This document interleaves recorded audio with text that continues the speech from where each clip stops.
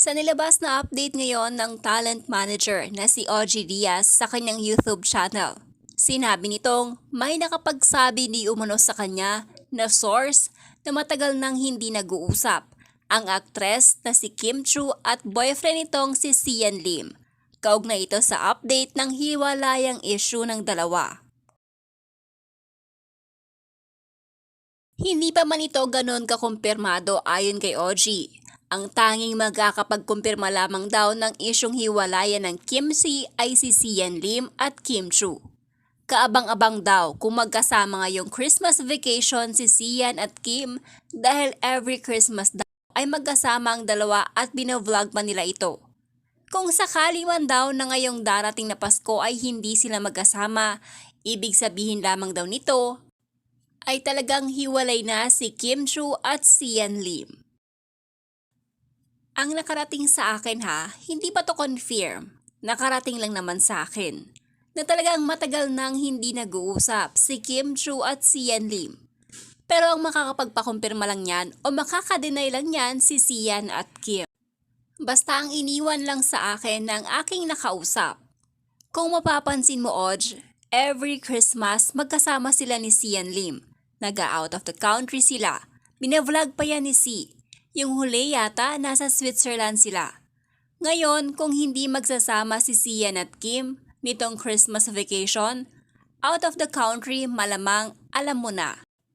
Pero syempre, hindi naman para magbuni tayo dahil yun ang nangyayari o dahil yun ang nakalap nating balita, hindi ba? Syempre, mag-hope pa din tayo na sana sila pa rin.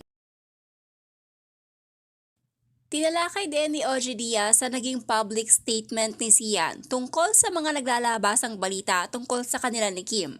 Ayon kay OG, ay ang haba ng nilabas na statement ni Sian, ngunit wala naman doon ang kasagutan sa gustong malaman ng mga netizens sa kung sila pa ba ni Kim Chu or hindi na. Kung mapapansin, pagkahaba-haba ng statement ni Sian Lim, iisa lang naman ang gustong malaman ng mga tao, kung sila pa rin. Pero wala pa din tiyak na sagot doon kung sila pa rin o hindi na. Doon nga nagdududa yung mga tao. Maging ang di umano'y mabilis na pag-move on ni Kim Chu ay nabanggit din ni OG. Ayon dito, marami daw nakapansin at tila mabilis na nakarecover si Kim kung sakali man daw nahiwalay na sila ni Sian. Sa parteng ito ay naiintindihan ito ni OG Diaz dahil ayon sa mga balitang nakarating di umano sa kanya ay away-bati daw ang relasyon ni Kim Chu at Sian Lim. Bukod pa riyan ay maraming may ayaw daw kay Sian Lim para kay Kim. Na ayon kay OG Diaz pa ay in fairness naman daw kay Kim talagang ipinagtatanggol niya itong si Sian mula sa mga taong malapit sa kanya na hindi gusto ang pakikipagrelasyon nito sa aktor. Tapos, si Kim Chu parang mabilis daw na naka-recover, mabilis na naka-move on sa pangyayari. Dahil noon pa naman daw ay galit-bate, nagdediskusyonan daw itong si Kim Chu at Sian Lim. Pero normal lang naman yon.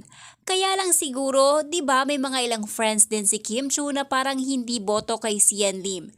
And I'm sure si Sian Lim aware din siguro doon.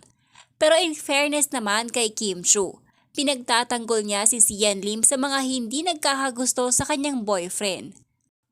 May ilang mga katrabaho si Kim Chu na talagang honest sila sa pagsasabi kay Kim Chu na parang hindi namin type si Sian Lim for you.